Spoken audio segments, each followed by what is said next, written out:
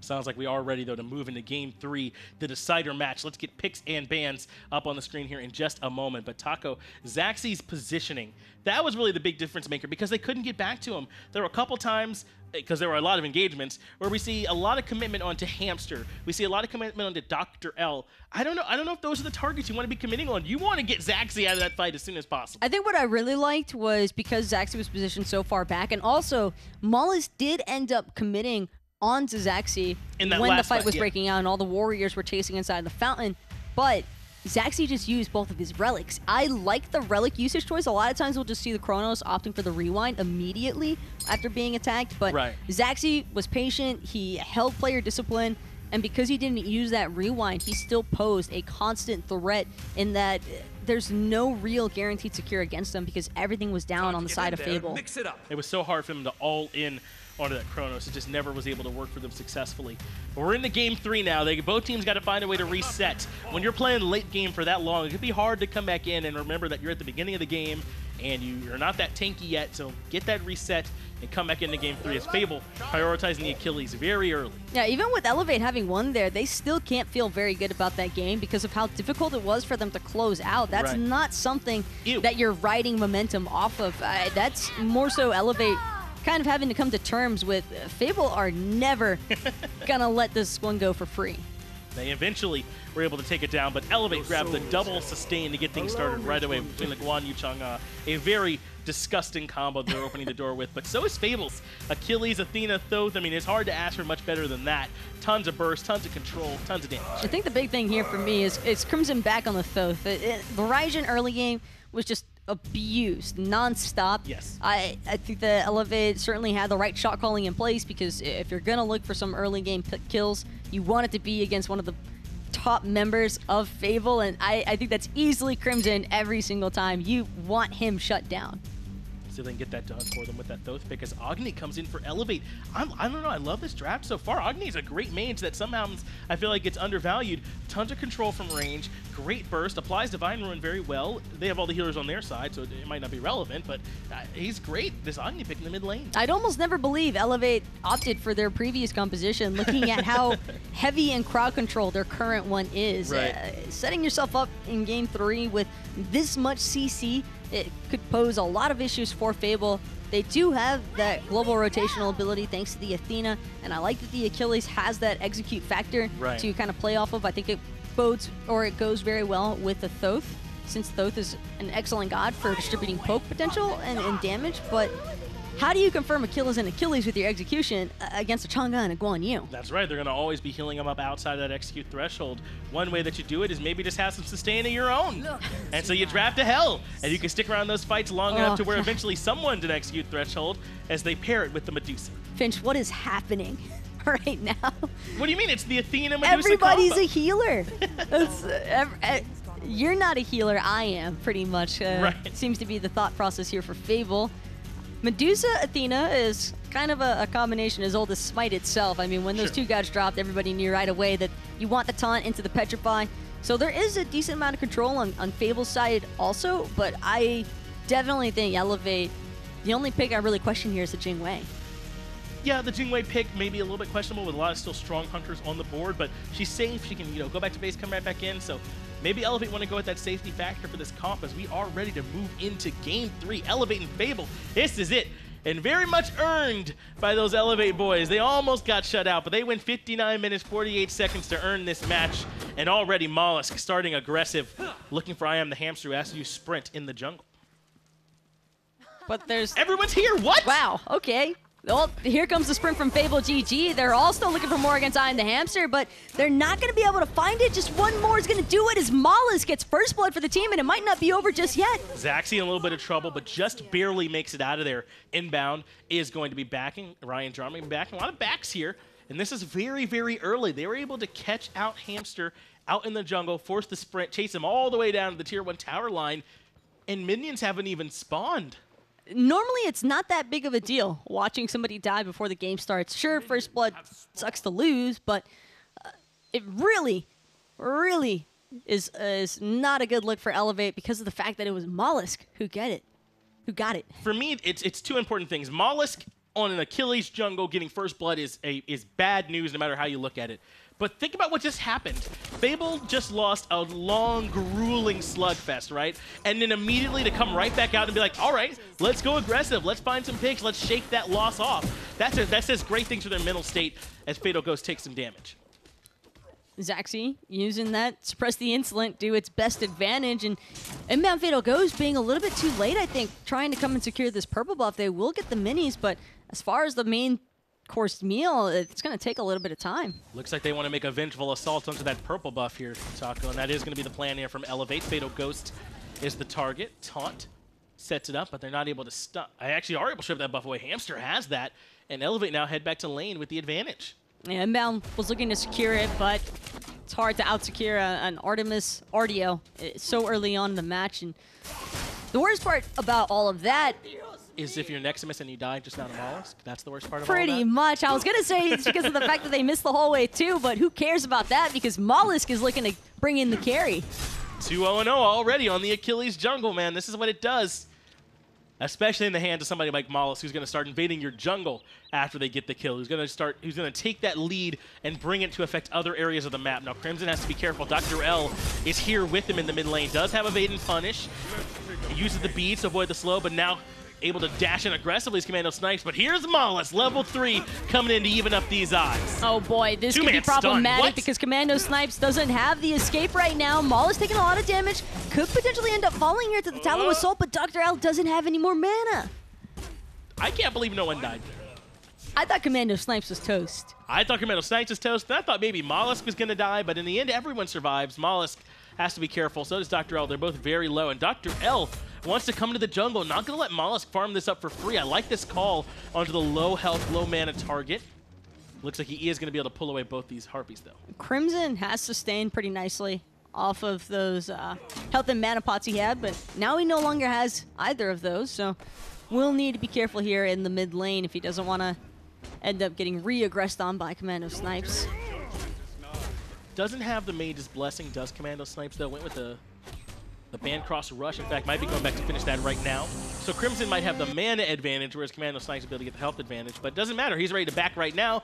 Go back, finish off that Bancross talent, get a couple of mana pots, and come right back into lane. I like this, though. You want that giant burst of damage on the Agni. Bancross is probably one of the best... Or Agni is probably one of the best gods you could rush the Bancrofts on, simply because that power spike is unreal, and it's so hard to match that poke potential from the Agni bombs this early on, too. And the constant regen spam of them is the worst part. Crimson is in trouble. No beads available. DoctorL with a great body block.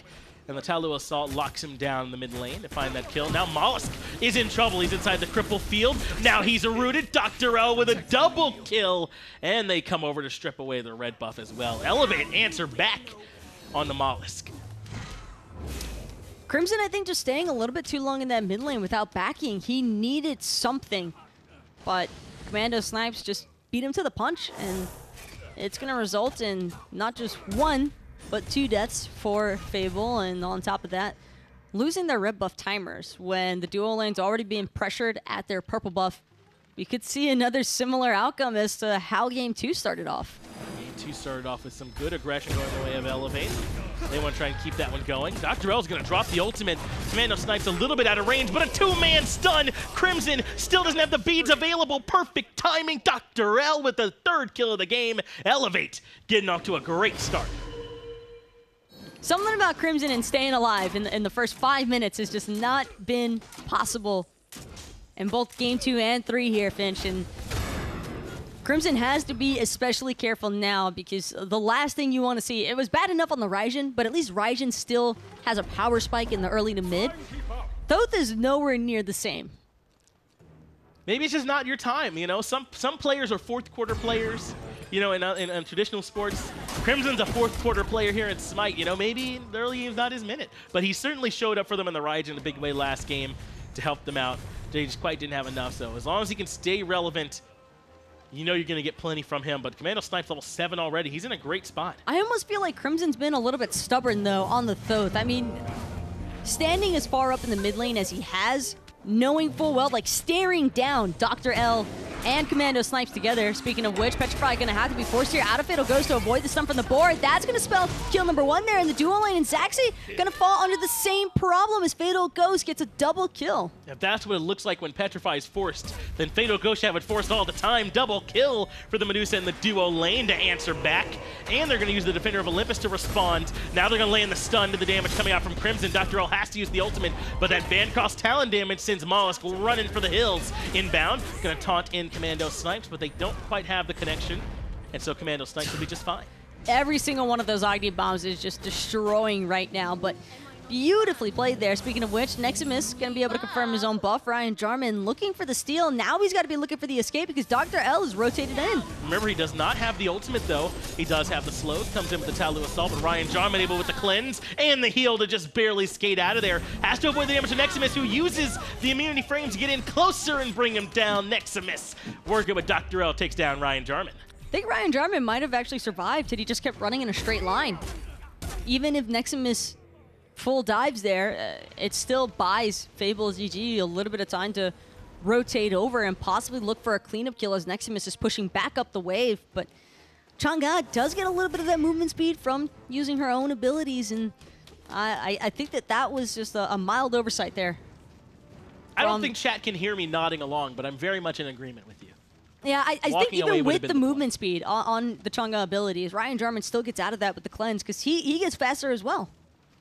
And with the heal, that's right, the movement speed from that. So certainly may have a chance, but kind of comes back in, sets up for Nexamiss to find a chance to get that damage. Look at that tooltip for Inspire.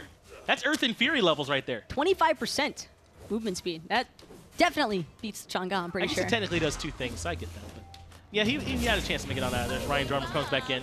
It's all right, though. He's still a little bit ahead of Nexamiss. It seems like Hell has a good matchup in the solo lane. A pretty strong god in the 1v1s. In her own right, so doing well here in the solo lane. I think their damage is also deceiving against each other because they both only have like 500 health apiece. So it looks like they're chunking, right? But they're really it looks not. like they're just destroying each other, but in reality, it's just that you're competing with like nothing. I did 250, which is a quarter of your health, by the way. Yeah, it's always the fun with healers. Sure, they might. Oh, Crimson's in trouble. Crimson falls. Commando Snipes able to find him. Now Commando Snipes got to find his own way out of here as he gets taunted back in. No execute, though, from Mollusk. DoctorL deletes him from the map. 2 for 0 for Elevate. That's too bad, huh? Get blown right on up. I don't even know what to say to that other than ow. I know what to say to that it looks like a Transcendence might be coming to make that worse. Possibly, and DoctorL, I mean, he's 4-0-1. Normally, Transcendent second item is something that leaves a little bit more to be desired. 10% cooldown reduction and the mana sustain is going to be the main reason why I think DoctorL is opting for this so early on. He just wants to be able to use that conviction as often as possible, and I can't blame him. Talu Assault plus the heal, even the dash can be such a nuisance on the Guan Yu, and it's just not feeling too great for Fable because Commando Snipes and DoctorL destroyed Mollusk in an instant where Commando Snipes probably should have ended up dying. So they are able to find that kill. Crimson trades out Commando Snipes in the mid lane. Looks like Crimson was able to hold onto his bead. Snipes had already been used a while ago. So they'll be okay, aside from the fact that Commando Snipes is like 3 levels up on him. Level 11 is the Agni, the highest in the game. To go along with that, DoctorL level 9, very, very close to tying the second highest, Jarman. So in a great spot are the mid-jungle combination for Elevate right now. They're 5-0-4 between the two of them. A lot of the lead in this game is right there in that mid-jungle. Everything's in the mid-jungle, it seems, because FableGG is relatively even with Elevate. I mean, there's like a slight experience lead in favor of Fatal Ghost over Zachsy, but it's not enough where you're going to sway DoctorL or Commando Snipes to not want to gank your lane. If anything, that just prompts them to want to rotate more often towards duo. That way they can ensure that their hunter and support are actually the ones ahead. DoctorL is going to use the ultimate for damage here, not even for the stun. It just chunks Mollusk in the 1v1 in his own jungle. DoctorL came to say hello. Now a red buff invade is opened up for Elevate as they've rotated Zachsy and Hamster over. Crimson is being zoned away, already backing or inbound in Fatal Ghost. That red buff belongs to Elevate. And this might have changed since we do have so many gods in Smite now, but I do believe that Guan Yu's ultimate is still one of the, if not the hardest hitting ultimates in the game if you get every single one of those charges. And we saw it right there, didn't we? I mean, there's really nothing Mollusk could do, nothing this Gold Fury could do. Elevate, they're doing a great job responding by not only taking the red buff and getting those kills, but coming to get Gold Fury as well. A damage escalation of 20% per hit, by the way.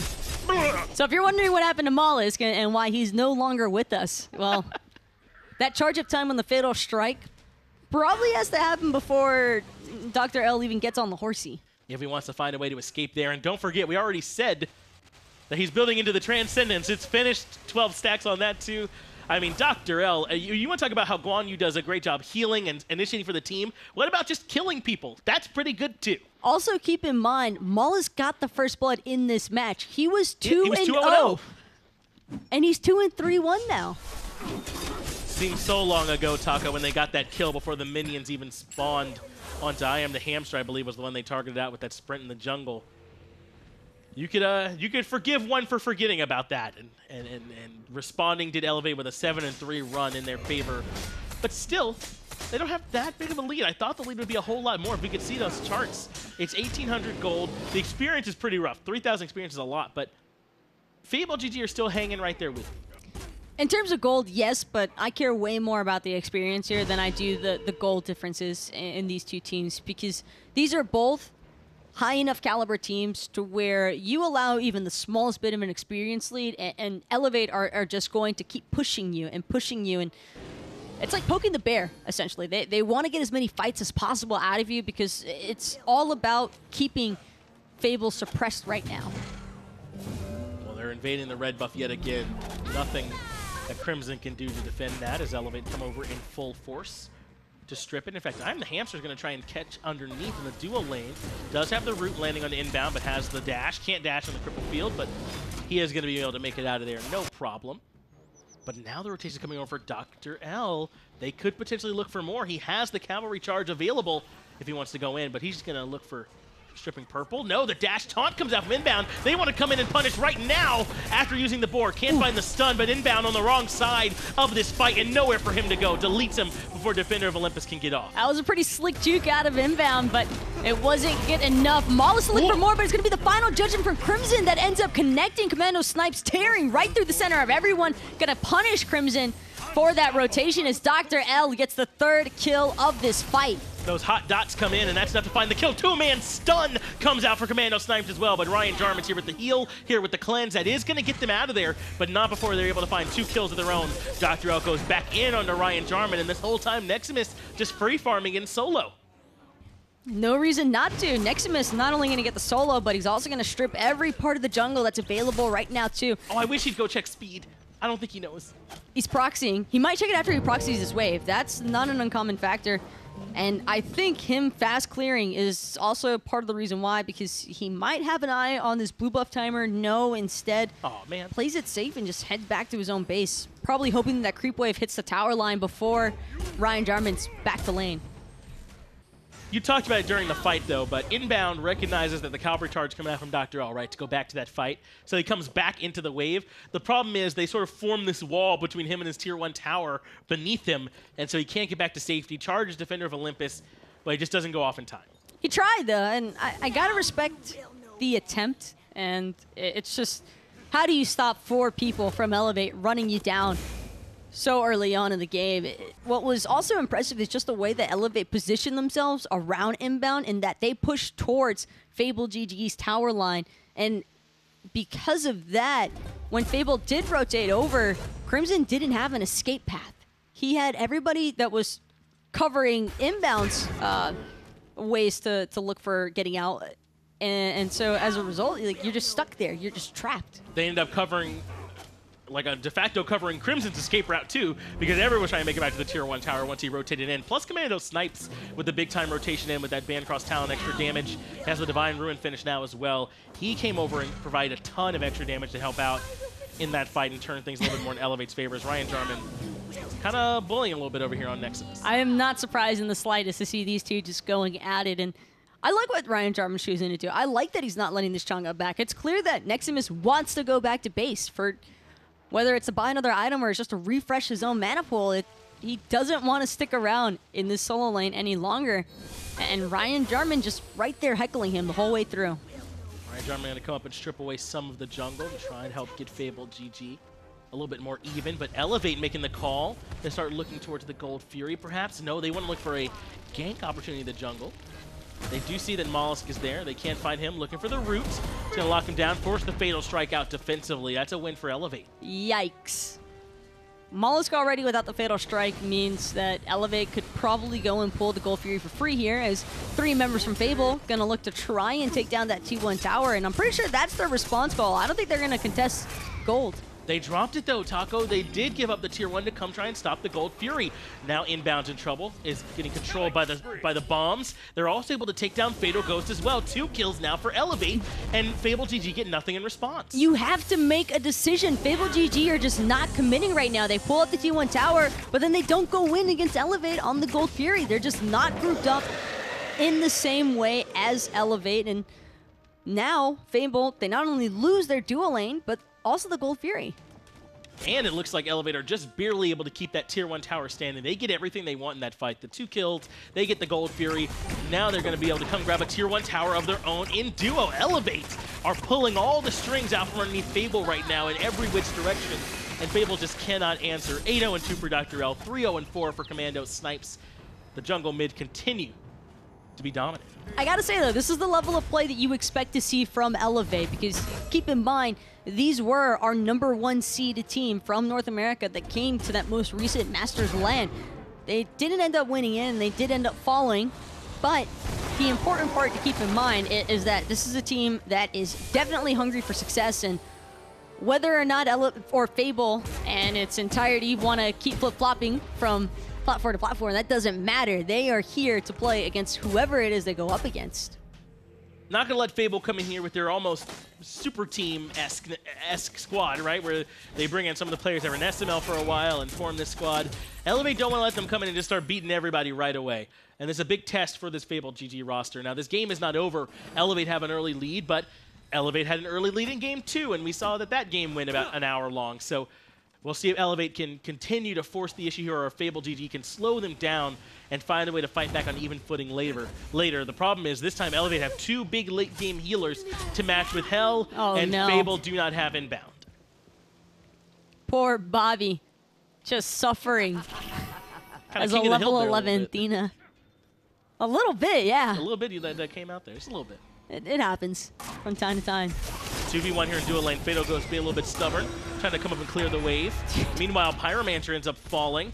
Does have to fall back as Crimson makes the rotation over as well from mid lane. I was about to ask if DoctorL was even taking any damage, and IAmTheHamster just going to laugh off that poke potential from Ryan Jarman also. But Fatal Ghost is trying to stand strong by himself.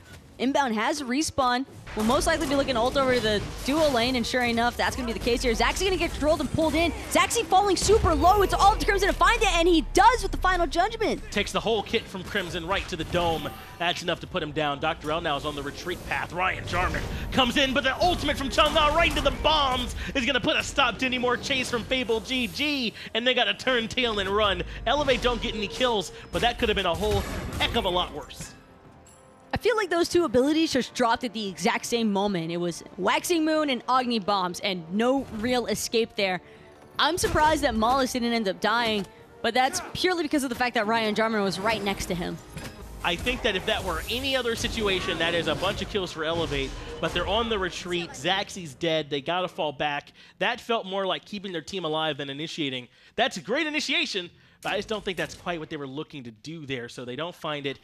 And in the end, they just kind of save everyone else's life. They give up that 1 kill. Can't get the tier 2 tower in duo or the tier 1 in mid, really.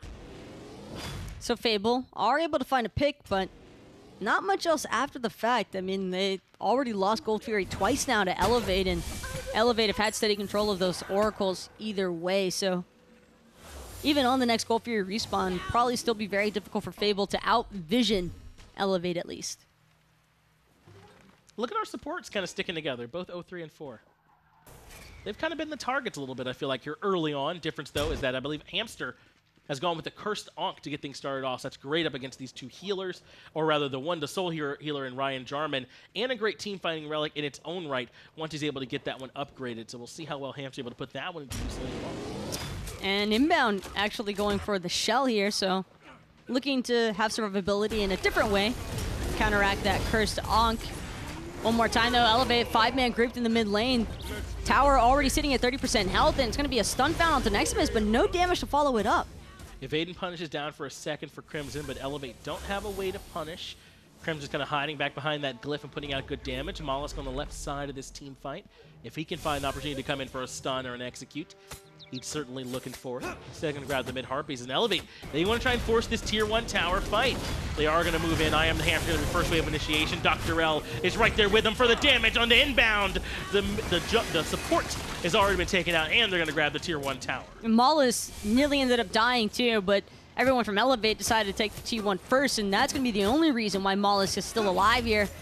Inbound tried to go in, but they just cannot match Elevate at them as it currently stands. Gold Fury sooner respawn too, and Inbound might be up in time for it because FableGG at least still healthy enough to look to contest it for a moment, but instead, no, Fable aren't looking to contest this at all. It was a brief moment where Elevate were kind of on even footing, or where the Fable had slowed things down, but now Elevate are right back to forcing the fights.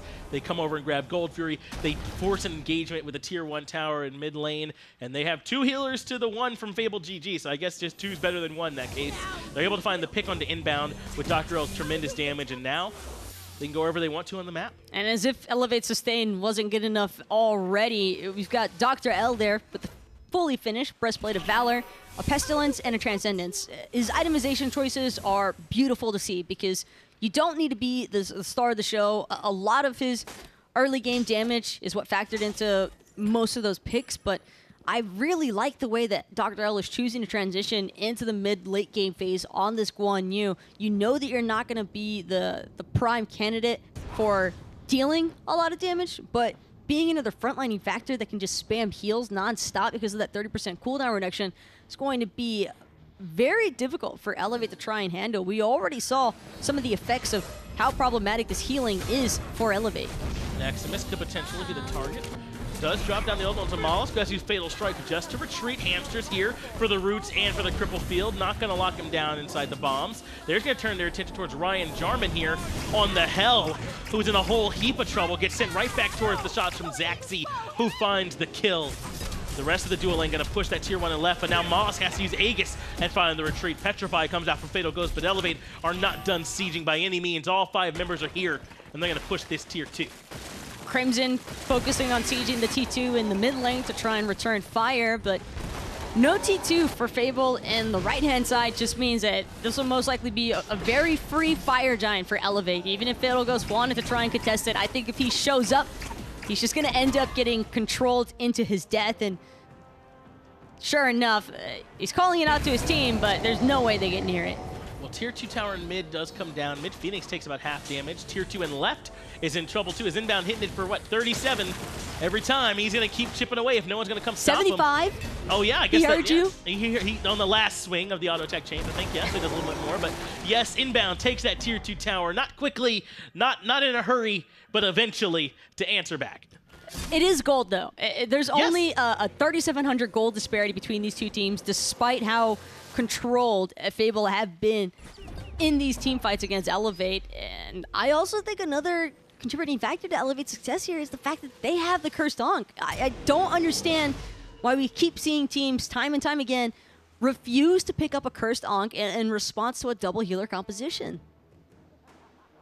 Just not for Fable, I suppose, but that Cursed Ankh going to be doing a lot of work for Elevate, as in these sieges, especially when they're going to be able to freely heal for what? Is it 10 seconds, right? Where you're going to be getting punished for it on that Cursed Ankh? Well, you get bonus healing out of combat with the Rod of Asclepius, and both Ryan Jarman and Nexamiss have opted for this in their build. They both got Lotus Crowns as well, but it's so much. It's going to favor Elevate more so because Ryan Jarman can't heal when that Cursed Ankh is out there. Speaking of which, DoctorL just jumping straight into the backside. He's actually going to get burned down and controlled pretty heavily here, but should be alive. He's in that execute threshold, but Crimson is ripping through the team fight with the damage from the mid lane. Thoth looking for the execute Mollusk, can't quite find it as Elevate continue to try and find their retreat, but they're in a whole heap of trouble. Double double kill now for Crimson on the Thoth pick. The next target is going to be Nexamiss, who gets caught out by Fatal Ghost. 3 kills now for FableGG. This is what they did in Game 2. They gave up objectives, they took down towers, they kept the game even, and now they're making a siege of their own. But Elevate are just stacking up for all of Fable's damage. Why are 4 people facing the direction of a Petrify? They like Medusa. They just want to, take a look at her. And now we're going to siege the mid-Phoenix as well, Taco. And there's no one from Evelate who can defend this because most of them are dead. DoctorL and Zachsy are up, but they cannot walk in range. In fact, FableGG are going to push in. I don't know if they can make this happen. There's still a tier 2 tower up on the right-hand side. Titan now down to about half HP. Crimson pushes through the final judgment. Titan down to about a quarter HP. They're about to lose Inbound. They're about to lose Fatal Ghost. That's a lot of their damage. Elevate just barely clinging to life for their Titan and keeping this game alive. That Titan is entirely too low now, though, for Elevate. Mollusk most likely going to end up being another casualty here, and sure enough, DoctorL going to get credited for the kill. But with that Titan sitting at 40% health, there's almost nothing stopping FableGG from waiting for the next respawn and just charging right in there. Now it's going to be Elevate having to play on the defensive until their mid-Phoenix is respawn. I like FableGG's respect for all of our time. Trying not to have this be another hour-long game, but that just did not quite work for them. They were very, very close, though. But Elevate had enough respawn timers to come in and defend. Oh, here we go. But now Elevate are coming in for the counter push on their own. Now they've got a 5v2, but Inbound is going to be back up here in just a moment. Crimson does still have the final judgment. Phoenix at half HP, and DoctorL is the target. He's been taunted back in by Inbound, has to leave on the cavalry charge, but can't get far enough. Crimson finds the kill and defends the mid lane. Phoenix, FableGG are ready to defend. Inbound alongside of Ryan Jarman looking to chase down the mid in lane here. And they should be able to find Nexamiss. I mean, these two have more than enough damage, and now Fatal Ghost has come back into the fray, still keeping the charge going strong. Petrify going to slow Nexamiss for the moment. Fatal Ghost still waiting for more. They can't quite find Nexamiss. Fatal Ghost ends up being the target, but they heal back up. And now they're going to continue with their sustained push. Mollusk comes in, finds the stun. Long-range snipe. Fatal Ghost deletes Commando Snipe. Now it's a 5v3. IAmTheHamster is in a bad position. He retreats to the left-hand side. But FableGG know it. The Titan is incredibly low. They're just going to keep pushing down the mid lane. Only 2 members standing there to stop them. And Mollusk is not going to let Hamster back. Not even going to let him respawn. He gets sent back to the base. 5 members pouring in. I think FableGG are going to take game 3. When it rains, it pours. And poor Elevate, making the mistake in the mid lane, is going to end up costing them game number 3 here in this set. That game looked like it was all Elevate until it wasn't. FableGG able to tank it with that counter push into the mid lane. They tried once, couldn't get the Titan, but they brought it low enough so they could come in and get it done there on try number 2. The boys from the SML, the boys from Console, the boys from Myth able to come back and find a victory. This is a little unrelated, but I was trying to figure it out why everyone kept calling Ryan Jarman an e-girl on like Fox Twitter. What is this? And now that I reflect on this set, he played a healer in the solo lane every single game. He just swapping it up. Chang'e, Aphrodite, Hell. He's got a good thing going for him. It worked out for them here in this set, though, Taco. I don't know if I have anything to add to that. Gonna let them have their, their little Twitter conversations. But let's go ahead and take a look at the standings, see where everybody ends up shaking out after that set and some of the games that we could not quite watch. FableGG grab their first set victory here up on top of Astro. They're trying to close that gap between them and Elevate, and Rival in Europe continue to look like the top dogs. And don't get me wrong, congratulations to Fable for picking up that set against Elevate. I cannot help but feel like that should have been Elevate's game to win, though. It was certainly their game to throw, and I think that mid lane fight is what spelled their demise. I mean, when you have 4 people stacked on each other that heavily, that's the big thing that a team like Elevate, those simple little misplays, you just can't afford to make them against each other, but knowing how strong both of these teams are, you almost can't fault it in a way. Well, you can trust Fable to be the team to capitalize and make those kind of mistakes, but let's go ahead and take a look at what matches we can expect as well. I believe we have the schedule ready for you all, and we'll get that pulled up so you can see when to expect these sets. Of course, on Monday, where we have those 2 sets, you saw them both here, the Astro Flashpoint and Rival EU Powerhouses sets. Those happened off stream, and Astro were able to get their victory, and so was Team Rival with EU Powerhouses. Rival continuing to look strong. And Fable, they might not have had as much success on the European side of things, but over in NA, that's right, their team, clearly the victors, because we just finished that set.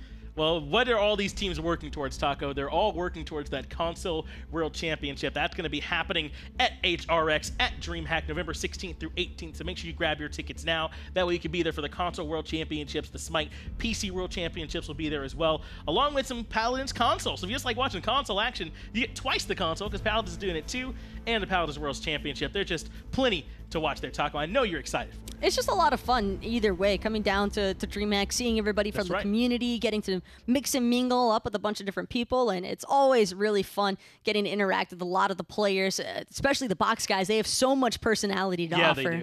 They do. They're not short on that by any means on the box side. You're going to want to come meet not just them, but meet your favorite personalities. We'll all be there too.